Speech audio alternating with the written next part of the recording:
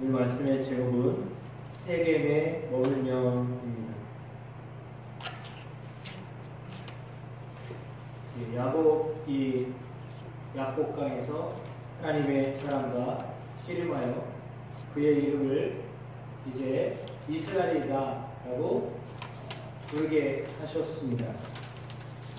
그리고 난 다음에 그는 그 하나님의 은혜를 덧입고 형 에서를 만났는데 매우 극적인 상봉을 하게 되었습니다.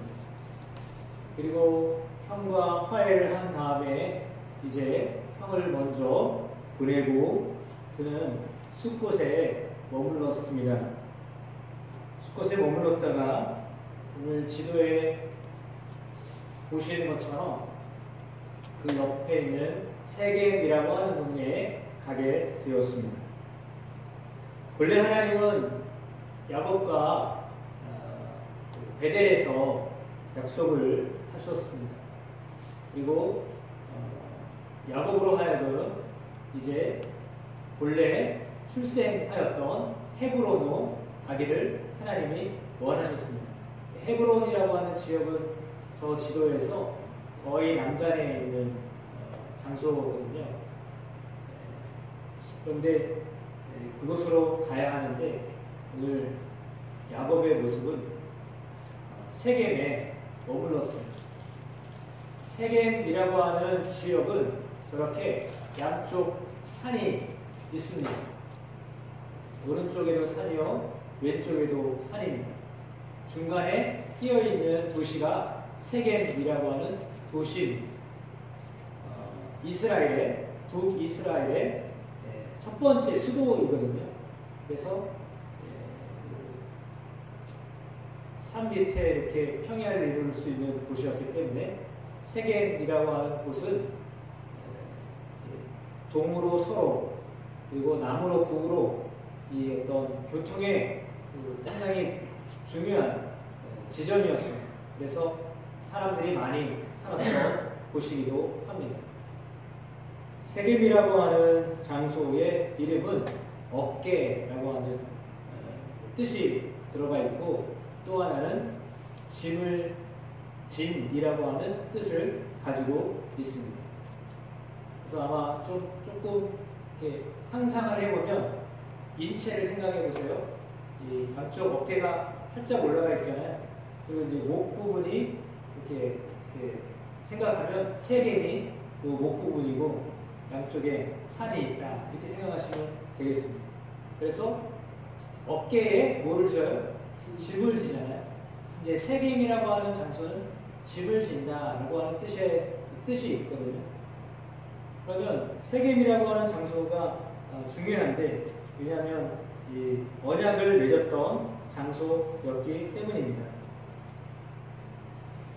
야곱이 이 밧다람에서 돌아와서 숫곳에 머물렀다가 세겜이라는 곳으로 왔는데 숫곳에서는 제단을 쌓지 않았는데 세겜에 와서는 이제 제단을 쌓았습니다.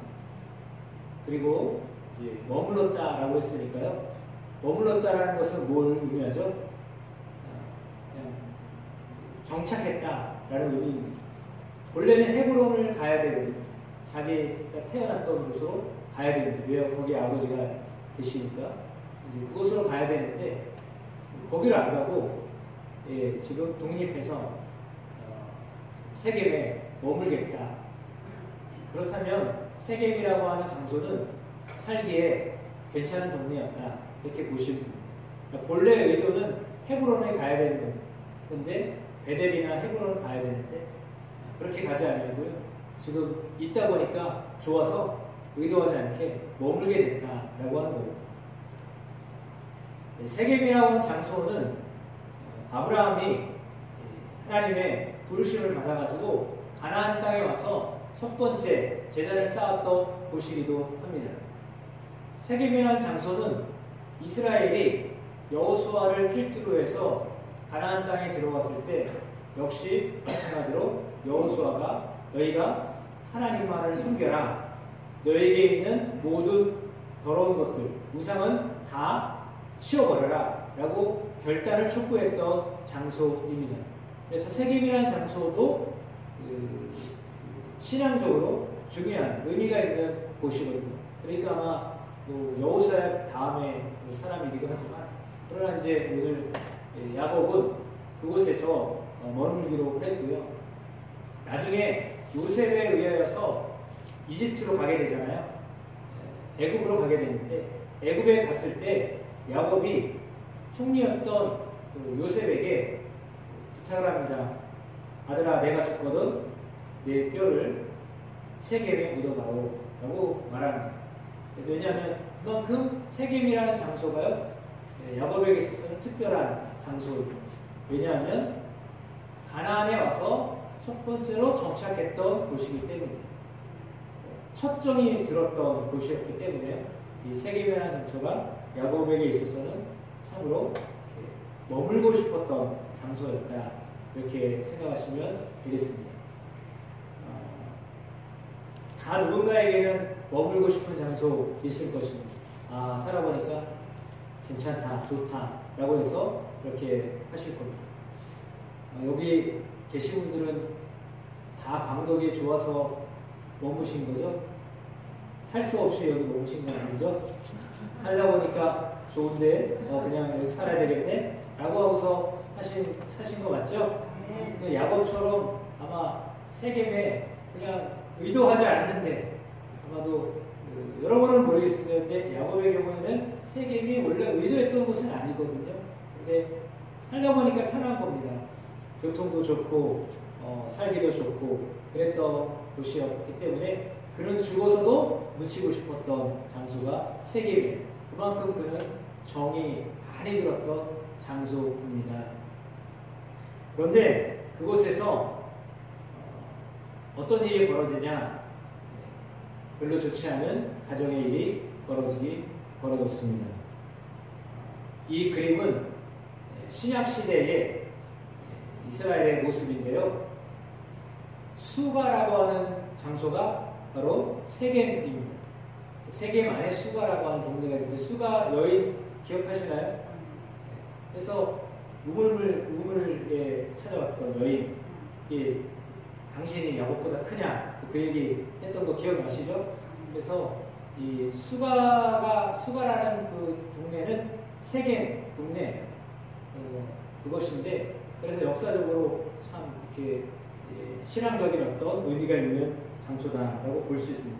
그러니까 신앙적으로 의미가 있는 장소인데, 그럼에도 불구하고 신앙적이지 못한 모습들이 세겜에서 또한 벌어졌어요. 그것은 우리가 본문을 읽었던 것처럼 딸이 있었는데 그 딸의 이름이 디나였습니다. 디나였는데 이 디나는 누구의 딸이냐 하면 레아의 딸입니다.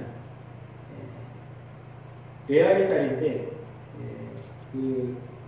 그 땅의 딸들을 보러 가기 위해서 세겜에 놀러 갔습니다. 그러니까 여러분 생각을 하시면 한편으로는 이해가 됩니다. 왜냐하면 딸이 혼자예요. 그리고 오빠들하고 놀겠어요? 형제들 사이에 놀아도 한계가 있잖아요. 수두룩 다 남자들이고 혼자 딸인데 그거 뭐 재미없었을 것 같아요. 남자들 사이에서, 형제들 사이에서 아무리 친해도 좀 그랬을 것 같아요. 그러니까 외톨이로 이렇게 자랐겠죠. 물론 나이가 이렇게 많은 나이는 아니었던 것 같습니다. 그런데 10대였거든요. 10대 아이들이 뭐 지금이나 그때나 상황은 다르겠지만 10대 아이들이 얼마나 뭐 이렇게 친구들 좋잖아요. 10대 아이들은 친구 사귀면 친구가 우선이에요. 그렇게 되거든요. 그러면 아무리 부모가 잘해준다고 해도요, 부모 말보다 친구만을 따르게 되어 있어요.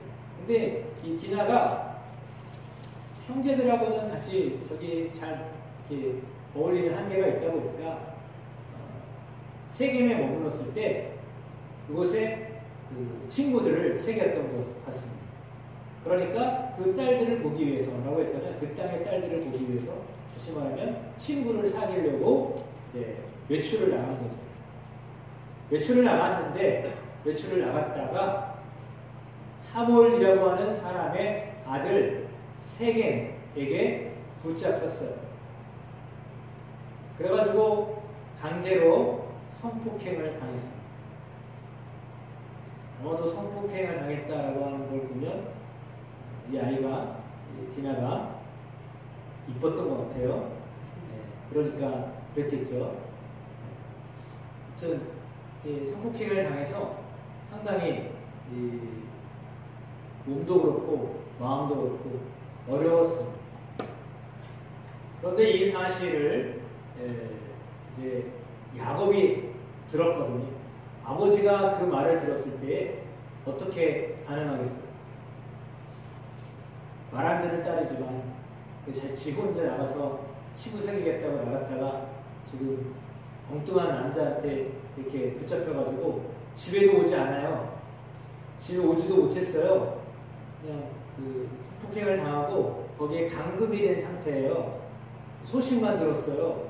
그리고 결혼을 해달라고 막무가내로 찾아와가지고는 우리 아들이 되게 딸을 좋아하는데 우리에게 며느리를 주십시오. 얘의 짝으로 주십시오. 이렇게 얘기하니까 야곱이 황당한 거예요. 아니 아무런 생각도 없는데 지금 무슨 결혼 이렇게 된 거죠. 그러니까 그 말을 듣고서 뭐라고 대답을 할 수 없는 거예요. 더군다나 그의 아들들이 다 지금 목축을 하러 바깥에 들에 다 나가 있는 상황이에요. 그러니까 야곱이 나이도 들고 힘도 없고 어떤 대처를 할 수도 없는 상황에 갑작스럽게 디나가 이렇게 됐다는 이야기를 듣고 화는 나지만 그는 성경에 보니까요 잠잠했다 이렇게 기록했어요. 한편으로 이해가 되죠. 너무 기가 막힌 일을 당했는데 이걸 뭐 떠벌릴 수도 없고요 말할 수도 없고요 그런 상황 너무나 안타까운 그런 상황 속에 놓여 있었는데 아들들이 와가지고는 상당히 심히 노했다라고 했습니다. 아들들은 분했습니다. 근데 야곱은 조용했다라고 했거든요. 그래서 그걸 보면 야곱이 상당히 이성적인 사람이에요. 감정적으로 대하지 않고 이거를 어떻게 해결할까라고 하는 이성적인 판단을 했던 것으로 보여집니다. 근데 그 레아의 자녀거든요. 디나는 레아의 자녀예요.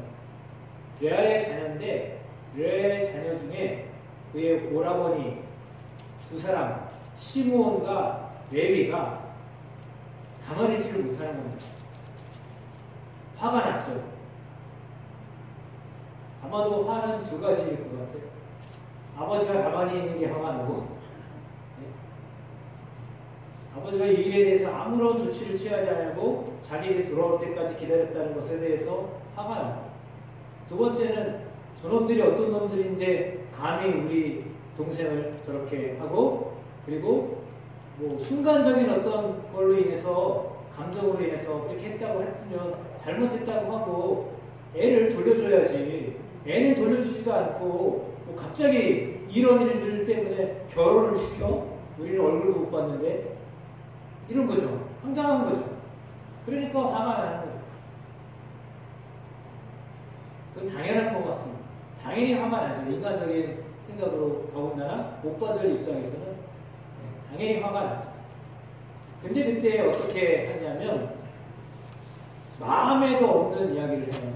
뭐냐면 당신들이 우리들과 함께 이 결혼을 해서 서로 같이 살자고 한다면 조건이 있다. 그 조건은 뭐냐면 세겜의 사람들, 남자들은 다 할례를 받아야 된다라고 합니다.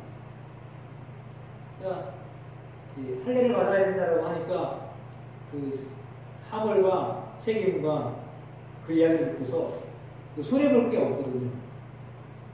생각을 해보니까 아니 할례를 하면 우리가 이제 디나를 자기 며느리로 아내로 맞이할 수 있게 되고 그리고 서로 결혼하게 되면 우리가 더 많으니까 야곱이 가만히 있었던 이유가 있어요. 왜냐하면 야곱이 나중에 이야기해요. 우리 숫자가 적다. 괜히 잘못 건드렸다가 다 죽으면 어떡하냐. 더군다나 우리는 이방인이야. 여기 와서 더불어 살고 있는 사람인데, 요즘 말로 말하면 월세방 사는 사람인데 어떻게 주인들한테 이래라 저래라 할 수 있냐. 눈치만 보고 있어야 되는 상황으로 야곱은 판단했던 것 같아요. 그러니까 쪽수도 적고 인원도 적고 힘도 없고 버틸 수도 없고 말할 수도 없고 이러니까 그냥 가만히 있는 게 상수다. 왜냐하면 더 다치기 전에 그냥 가만히 찍소리 하지 말고 있어야 되겠다. 이랬는데 시므온과 레위가 이야기를 하면서 할례를 하게 하는 거예요. 아니 할례는 하나님의 백성들에게 하라고 하나님 주신 언약이거든요. 그거는 이스라엘 백성들에게 주셨던 약속이에요. 하나님이 세겜 사람들에게 주신 약속이 아니라요. 야곱의 자녀들에게 주신 약속이에요. 야곱의 가정에게 주신 약속이에요. 그러면 할례를 해내라고 하는 이야기는 뭐냐면 저들도 우리의 가족이 될 수 있다라고 하는 단서 조항이잖아요. 그러면 사실은 속의 마음에는 그게 아니잖아요. 왜요? 디나를 겁탈하고 강간했으니까 저놈들을 다 죽여야 마땅한데, 보복을 해야 마땅한데, 원수를 갚아야 되는데, 아니 무슨 혈연 관계를 맺어 결혼을 해가지고 무슨 한 가족이 돼. 말도 안 되는 소리잖아요. 근데 그렇게 하는 이유는 할례를 하면 남자들이 힘을 못 쓰잖아요. 표피를 잘라가지고 이렇게 있으니까 힘을 못 써요. 아무런 힘을 못 써요. 그때를 이용해서 사람들을 죽이려고 했습니다. 그러니까 레위와 시므온은 그런 생각을 가지고 할례를 하면 우리가 결혼을 할 수 있다. 당신과 우리가 같이 살 수 있다. 라고 이렇게 거짓말을 한 거예요, 사실. 그러면 사실은 할례를 거짓말을 하는 데 사용하면 안 되잖아요. 이런 일들이 종종 있어요. 예를 들면 결혼을 하라고 그러는데 조건이 있어. 교회를 나와야 돼. 그렇게 해가지고 결혼을 하는 사람들도 있잖아요. 교회를 나와야 결혼을 시킨다. 그러니까 그래요? 그럼 나 교회 가야죠. 우리 집은 불교였지만 나 오늘부터 교회 갑니다. 해가지고 왜 목적이 뭐예요? 결혼을 해야 되니까 일단은 그냥 거짓말로 말은 교회에 가겠다라고 하면서 교회를 가요. 근데 교회를 가는데 결혼식이 딱 끝났어. 그러면 어떻게 돼요? 나는 이제 안 가도 된다. 왜? 조건으로 결혼하기 전에 교회에 다녀야 된다고 했지 결혼한 다음에 교회를 다닌다는 말은 안 했잖아. 그러니까 나는 그냥 이제 끝이야. 결혼했으니까 당신 딸은 내 거고 이제 앞으로는 교회 안 다닙니다. 이렇게 하는 사람도 종종 있어요. 그건 뭐예요? 결혼을 의미로 교회를 다니는 거죠. 사실은 신앙은 그렇게 어떤 것으로 조건이 될 수가 없는 거예요. 신앙은요, 조건부가 아니에요. 신앙은 어쩌면요, 자기의 목숨을 거는 거예요. 신앙은 장난이 아니에요. 신앙은 그냥 해볼게. 이렇게 하면 괜찮겠네? 좋겠네? 우리에게도 유익이 오겠네? 이해 타산으로 신앙을 갖는 게 아니에요. 근데 어떤 사람들은요, 교회를 가면 사람을 만난다고 생각해서 교회를 가는 사람도 있어요. 외로우니까 교회 가면 사람을 사귀겠지. 그럼 나한테도 도움이 되겠지. 라고 해서 사람을 사귀려고. 왜? 그래도 교회 가는 사람들이 좀 착하니까, 그래도 좀 괜찮으니까 가면 손해는 안 보겠지. 라고 해서 교회를 다니는 사람도 있어요. 의도가 그런 의도로 교회에 오는 사람도 있어요. 근데 하나님이 그거를 싫어하지는 않으셔요. 왜? 그러다가 믿음을 가지면 되는 거니까. 그러니까 의도는 그랬다 하더라도 좀 불순하죠. 하나님 앞에서, 사람들 앞에서 별로 좋지는 않죠. 그러나 그럼에도 불구하고 그걸 하나님 허용하시는 거예요. 그거 언젠가 변할 수 있기 때문에 그런 겁니다. 그러니까 어떻게 보면 뻔해요. 저 사람 사업 새로 시작했는데 교회를 등록하는구나. 그리고 그 전에 믿음도 없는 사람이 뭔가 이렇게 자기에게 도움이 받으려고 교회에 올랐다라고 하는 게 판단이 서기도 하잖아요. 그래도 그냥 받는 거예요. 왜요?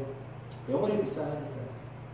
사실은 여러분 우리가 육체적으로, 육신적으로, 세상적으로, 물질적으로 뭔가 보탬이 되고 도움이 되기 위해서 교회를 올 수도 있어요. 그걸 잘못했다고 말하면 안 돼요. 왜냐하면 도움을 받을 수도 있잖아요. 도움 받으러 교회에 오는 거죠. 처음에 여러분은 다 교회에 도움 받으러 왔지 뭘 하려고 오셨어요? 그렇지 않아요? 뭔가 하나님이 나에게 은혜를 주실 거다. 하나님이 나를 긍휼히 여기실 거다. 그리고 사람도 사귀고 좋을 거다. 라고 생각했으니까 오신 거지. 나는 여기 내가 모든 걸 다 드리려고 왔어요. 처음부터 이러고 오는 사람은 없어요. 신앙생활에도 그렇게 못하는 사람이 많아요. 자기 다 계산을 해가지고 하지. 그냥 깊이 들어가도 그렇지 않은 사람도 있잖아요. 수가 틀리면 안 하잖아요. 감정상하면 안 나오고 막 이러잖아요. 그냥 손해본 것 같으면 안 나가고 막 이러잖아요. 그렇잖아요. 세상 사람들이 뭐 믿는 사람들 중에는 또 그래요. 마음에 안 들면 안 나가요. 괜히 감정이 상했다고 안 나가는 거예요. 그러기도 해요. 안 그래요? 안 그래요. 안 그래야죠. 그렇죠. 안 그래야 되는 겁니다. 그런데 그러기도 한단 말이에요. 사람인지라 관계를 맺다 보면 안 좋은 관계도 있을 수 있고 그러다 보면 저 사람 보기 싫어서 가기도 싫어. 뭐 이렇게 될 수도 있는 거예요. 근데 그걸 이겨야 되거든요. 그걸 이겨야 신앙을 생활하는 이유가 있는 거지. 그걸 못 이기면 그 신앙 생활하는 유익이 뭐가 있어요? 딴 얘기고. 아무튼 그러니까 신앙은 그거는 이렇게 악용을 하면 안 되는 거예요. 악용이라는 말은 뭐냐면 나에게 유익되는 것만 골라서 하려고 신앙을 이용하는 걸 이야기해요. 그러니까 신앙은 나에게 유익이 된다라고 생각하면 하고 유익이 안 된다라고 안 하고 그것이 아니에요. 신앙생활은요 내게 도움이 되면 하는 거고 나한테도 도움이 안 되면 안 한다. 그렇게 하는 게 신앙생활이 아니에요. 그건 신앙생활이 아니에요. 만약에 그렇게 생각한다라고 하면 다른 단체를 찾으셔야 돼요.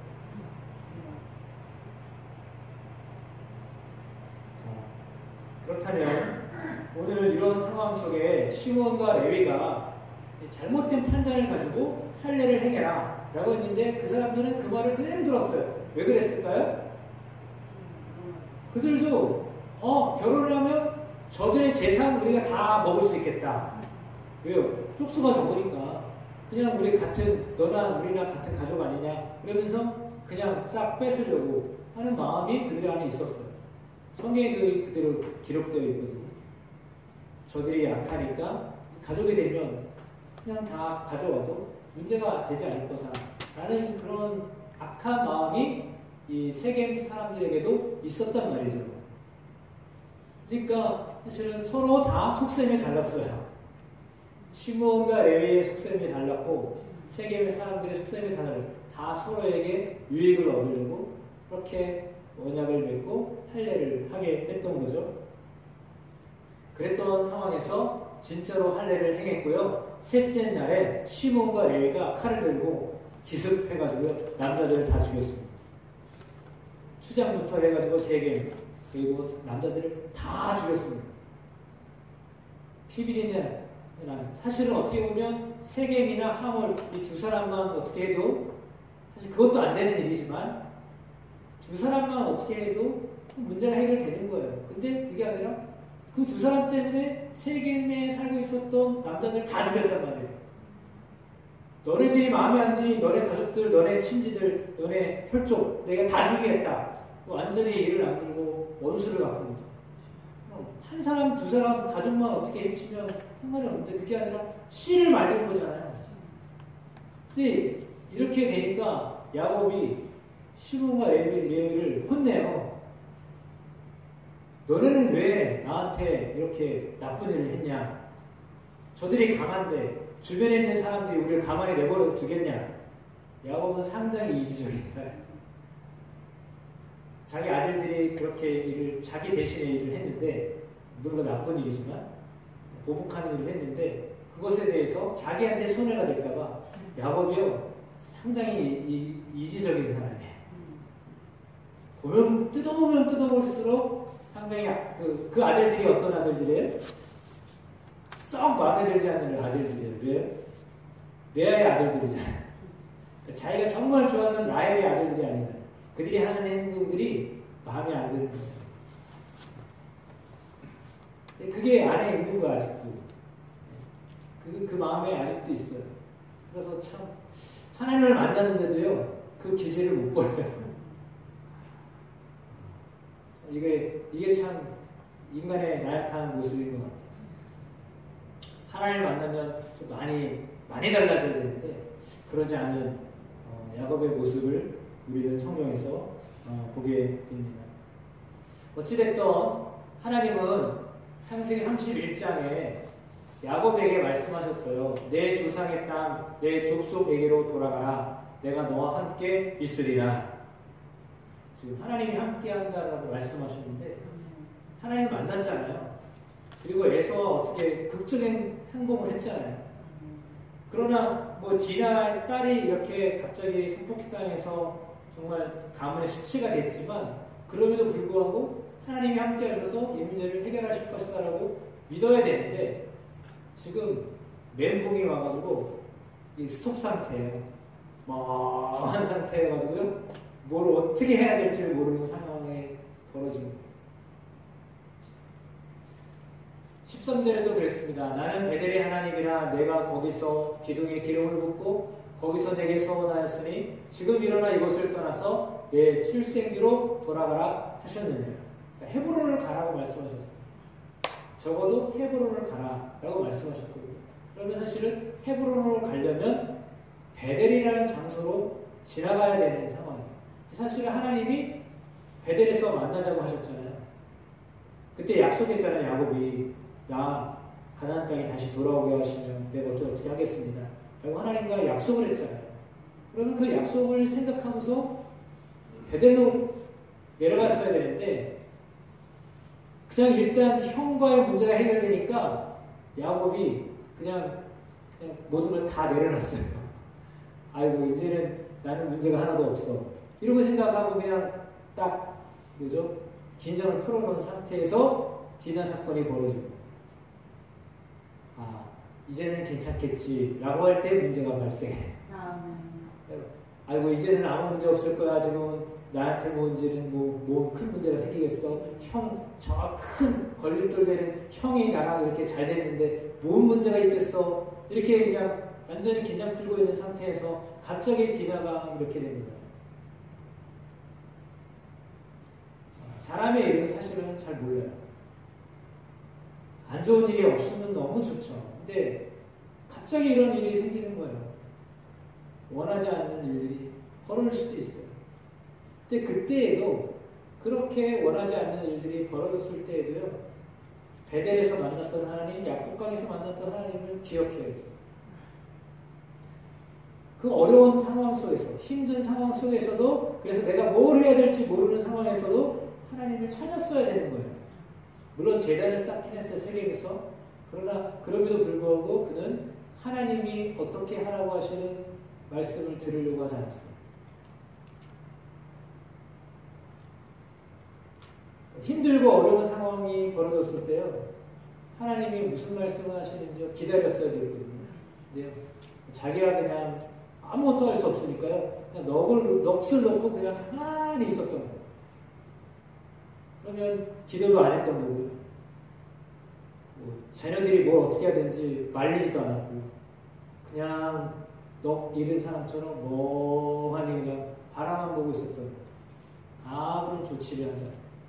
그리고 그들이 행했던 일에 대해서도 뭐 잘했다, 못했다 이런 어떤 평가보다는 이게 나한테 도움이 안 된다 이런 식으로 자기 아들들을 좋지 않게 평가하고 이런 모습이 야곱에게 있었어요. 참 그럼에도 불구하고 하나님의 그를 하나님의 이스라엘의 조상이 되게 하신 것 그게 하나님의 은혜입니다. 그러니까 우리는 어떻게 보면 하나님 앞에서요 온전하지 못한 존재. 그러니까 하나님 우리에게 축복하셨어도 하나님 우리에게 복을 내려주셨어도 그것이 우리가 온전하기 때문에 하나님 복을 내려주신 게 아니에요. 그걸 여러분들이 받아들이셔야 돼요. 하나님이 우리를 하나님의 자녀로 삼으신 것이 내가 온당하기 때문에, 내가 온전하기 때문에 하나님이 나를 하나님의 자녀로 삼으셨다. 그렇게 생각하시면 안 돼요. 부족한 상태에 있어요. 온전하지 못한 상황에 있어요. 이렇게 야곱처럼요, 때로는 이지적이고, 자기 이기적이고, 자기 아들들도 믿지 못하고, 이런 상황에 있어요. 다 핑계를 대요. 너희들 때문에 내가 못 살겠다. 이런 식으로 얘기해요. 그 아버지로서의 역할이 아니죠. 근데도 그런 말을 서슴없이 해요. 그러한 야곱이에요. 그럼에도 불구하고 하나님이 그를 그냥 믿음의 조상, 이스라엘의 조상으로 여기고 그냥 기다려 주셔요. 그게 은혜인 거예요. 그러니까 사람을 볼 때, 나 스스로를 볼 때, 우리 자신을 볼 때에도 역시 마찬가지예요. 우리 온당하지 못할 때가 많아요. 하나님 눈에 보실 때 부족할 때가 많아요. 사람이 볼 때에도 무슨 저런 사람이 있어? 라고 하는 평가를 받을 수도 있어요. 야곱을 볼 때 마땅히 그런 평가를 할 수도 있어요. 무슨 저런 사람이 믿음의 조상이야? 라고 말할 수 있어요. 근데 그럼에도 불구하고 하나님은 그를 택하셨기 때문에 그가 어떤 행동을 했어도요, 그냥 용납하시고 기다리시는 거예요. 그게 은혜예요. 그러니까 우리를 향해서도 하나님은 그렇게 보시는 거예요. 우리가 바르지 않고, 때로는 잘못 판단하고, 때로는 이기적으로 생각하고, 계산적으로 생각하고, 이래도 하나님이요, 우리를 그냥 긍휼히 여기시는 거예요. 그래서 살아가는 거예요. 그게 은혜인 거예요. 왜요? 하나님의 자녀로 하나님이 택하신 거기 때문에. 하나님이 선택하셨기 때문에 하나님이 그것을 후회하지 않아 하시는 거예요. 그럼 하나님이 몰라서 그랬을까요? 다 알아요. 우리의 기질을 알고요. 우리 온전하지 못한 거 다 아셔요. 하나님 앞에 온전하지 못하는 거 다 아셔요. 그럼에도 불구하고 하나님이 우리를 사랑하시고 우리를 이끌어 가시려고, 그럼에도 불구하고 우리를 붙드시는 거예요.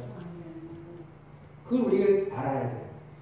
그걸 알면 정말 은혜인 거죠. 그러므로 우리는 항상 깨어 있어야 됩니다. 대적 마귀가 우리 우는 사자와 같이 두루 다니면서 삼킬자를 찾는데 우리의 믿음을 굳게 해야 되겠습니다. 하나님은 우리가 어떤 어려움 가운데 놓여 있어도 믿음에 굳게 서 있기를 원하십니다. 육체적인 소욕을 위해서 살지 않게 되기를 축복합니다. 갈라디아서 5장에 보면 말씀에 인간의 죄는 무엇이냐? 육체의 소욕, 육체의 일이다 라고 했습니다. 그래서 부부관계, 하나님과의 관계에서, 이웃과의 관계에서, 공동체와의 관계에서, 개인과의 관계에서 잘못하는 것, 그것은 음행, 더러운 것, 호색, 우상숭배, 주술, 원수 맺는 것, 분내는 것, 시기하는 것, 이 모든 것들, 당을 지는 것, 분열하는 것, 이단으로 가는 것, 투기하는 것, 술 취하는 것, 방탕하는 것, 이 모든 것들이 관계 속에 벌어지는 것인데 대부분 자기의 육체 때문에 벌어지는 일들이에요. 이것들을 이겨야 돼요. 이것들이 우리를 미혹하는 것입니다. 어떻게 이겨야 되느냐? 성령의 충만함으로 이겨야 됩니다. 우리의 육체의 소욕은 성령의 충만함으로 이겨야 됩니다. 성령의 열매로 그것들을 증명해 보여야 합니다. 하나님과의 관계, 그것은 사랑과 희락과 화평으로, 이웃과의 관계는 오래 참음과 자비와 양선으로, 나 자신과의 관계에 있어서는 충성과 온유와 절제, 그런 것들로 하나님 앞에서 우리의 자유함으로, 우리는 자유하잖아요. 진리 안에 우리가 자유합니다. 예수 그리스도 안에서 우리가 자유합니다. 죄와 관계없다는, 자유하다는 이야기는 뭐냐면요, 죄와 관계없는 사람이 됐다라고 하는 거예요. 앞으로도 죄를 짓게 됐지만 그러나 그 죄에 대해서도 하나님이요 다 용납하십니다. 내가 지었던 죄도요 하나님이요 예수 그리스도 안에서 다 용서하셨어요. 그러니까 나의 죄를 용서하셨을 뿐만 아니라 상대방의 죄도 하나님이 용서하셨어요. 그가 그리스도 안에 거하며 그의 죄를 하나님이 다 탕감하셨어요. 다 용서하신 거예요. 죄를 지을 수밖에 없는 육체를 가지고 있기 때문에 우리가 언제든지 죄를 지을 수 있어요. 안 지으려고 노력도 하고 성령 충만하려고 힘쓰지만 그러나 죄를 지을 수밖에 없어요. 죽을 때까지 그래요. 그럼에도 불구하고 하나님이 그 안에서 자유하게 하시는 거예요. 죄를 지었어도요, 그 죄로부터 우리가 매여 있지 않게 하시는 거예요. 그 죄가 우리를 참소하지 못하게 하시는 거예요. 우리가 예수 안에 거하기 때문입니다. 예수 안에 거하면 되는 거예요. 그리스도 안에 거할 때 자유로운 삶을 살게 되는 겁니다. 성령의 열매로 우리 안에 있는 육체의 소욕을 이겨야 하겠습니다. 이제 정리하자면 복수하지 말아야 합니다. 복수하고 싶은 마음은 하나님이 주신 마음이 아닙니다. 육체의 소욕입니다. 보복하고 싶은 마음, 갚아주고자 하는 마음은 저는 하나님이 주신 마음이 아닙니다. 삶이나 일이나 사랑이나 봉사에서 세상의 길을 따르지 말고 내가 내 이름을 알리려고 너를 불렀으니 내 종 바울이 말한 대로 나 때문에 세상에 미련한 자가 되는 것을 주저하지 말아라. 세상적으로는요, 미련한 자가 되어야 돼요. 이 세상이나 세상에 있는 것들을 사랑하지 말라. 누구든지 세상을 사랑하면 아버지의 사랑이 그 안에 있지 아니하라. 라고 했습니다. 세상을 사랑하면 하나님의 사랑이 그 안에 없어요. 하나님을 먼저 사랑하셔야 돼요. 세상보다 그 모든 것들이 다 우선순위예요. 먼저 하나님을 사랑하셔야 돼요. 먼저 하나님을 떠올리셔야 돼요. 그러니까 어떤 일을 하기 전에 먼저 하나님 앞에 기도하셔야 돼요. 하나님 뭐라고 말씀하시는지 들으셔야 돼요. 그리고 나서 하시면 돼요. 그렇게 살아가셔서 노자도 이런 말을 했대잖아요. 누가 너를 모욕하더라도 안갚음으로 하려 들지 말라. 강가에 앉아 있노라면 머지않아 그의 시체가 떠내려가는 것을 보게 되리라. 내가 안 갚아도 다 자연히 해결하신다는 거예요. 믿지 않는 노자도 저런 말을 하잖아요.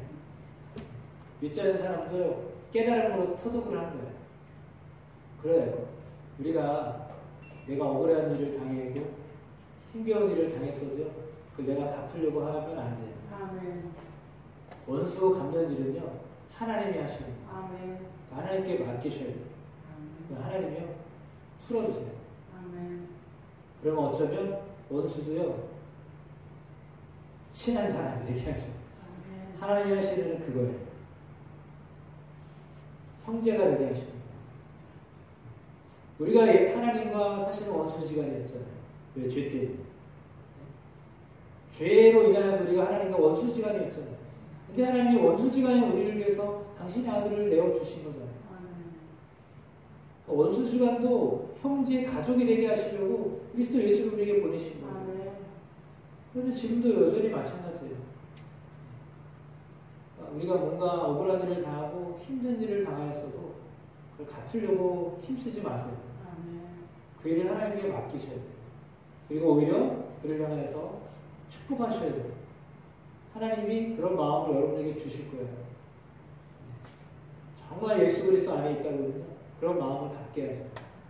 그런 마음으로 살아가시는 여러분 되시기를 예수의 이름으로 축복합니다. 말씀을 마쳐야 될 것 같습니다.